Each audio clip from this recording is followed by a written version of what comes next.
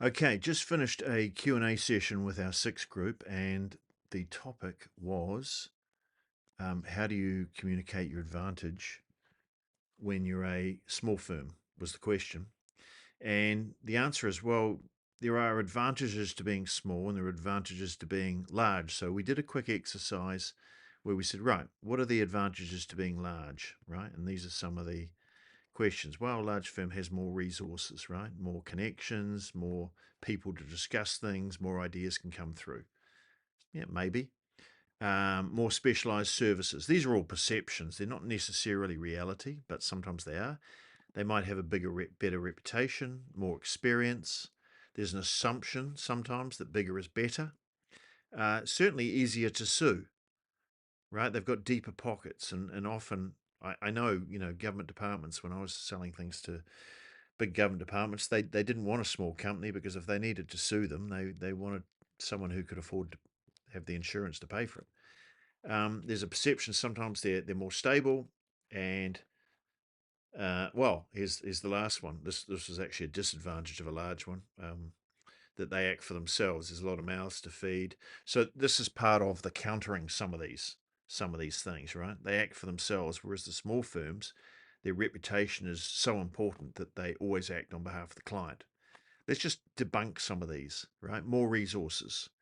So is it more resources you want, or is it the right resources you want? Because yes, they have more people, but more people doesn't mean that they are perfectly fitted to your project. Whereas we specialize. Let's say I'm a small firm. We specialize in these type of projects, and that's all we do. Um, we have the right number of resources for you, and a big firm has a whole lot of people. They hire all sorts of young people, juniors, and they often sit under a senior partner or a senior associate or something like that who oversee their work. So next argument might be they have, large firm has more specialized services. Well, if it's a small firm, I might go, well, yeah, but you really only need specialist services for the type of project you're doing. The fact they do factories is of no consequence to you, right? No, I guess not. Okay, well, why don't you take my CV, because I do specialize in this, and the CV of the people they're going to put on your project and compare that, right? What about reputation? Yeah, okay, the big firm's been around for 100 years, but a lot of those people that are doing the projects for a large number of that history are now dead. They're not going to be much help. So if you're going to get Brian and Bob on your project, really it's Brian and Bob's reputation you need to be thinking about rather than the firm, because they're the guys that are going to be directly working on this. Experience. Once again, the experience. A firm is just a construct. Really, it's not really a real thing. It's just a legal entity. So go back to, if I'm a small firm, I'm trying to counter this. Once again, look at my CV and look at the CV of the people that they're going to put on your project and compare the individual's experience, right? You don't get the firm working for you, you get a couple of key people. Bigger is better.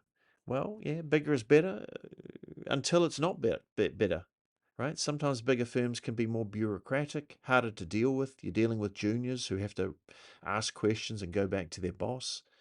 Um, so, when you say better, can you define what better is?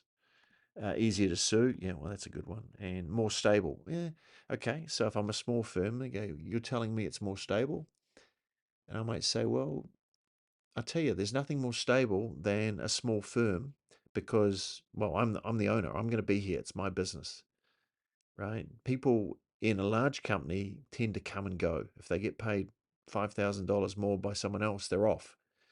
So small firms tend to be more stable than large firms because large firms are more transient.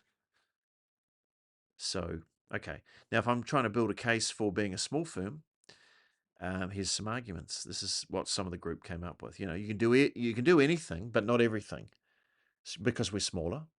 And one of the things we can do is yours. And if we do yours, it just means we won't have 5 other projects or 10 other projects going on at the same time. But you certainly have us on your project. More customized. Well, we're smaller. We're less bureaucratic. So we can get things done quickly and how you want them done. We are flexible.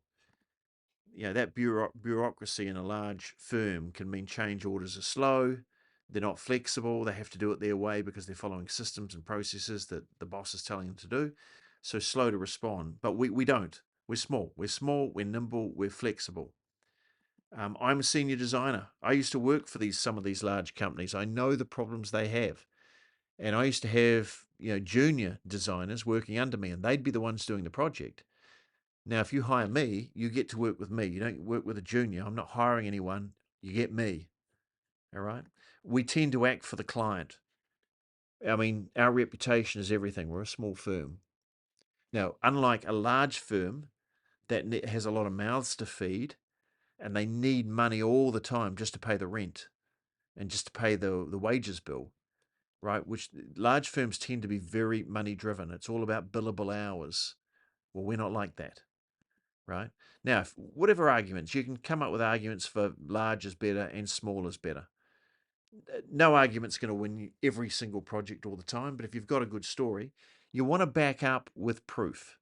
If you're going to make claims and things like that, and we've made some pretty good claims here, you want to back it up with, quoting past client projects, statistics. You can do some research online and find some research stories, testimonials, talk about your network.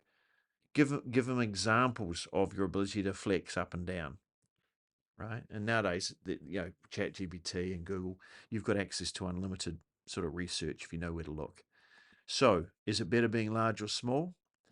Well, we can argue either way. Okay, so there you go. Hope that helps.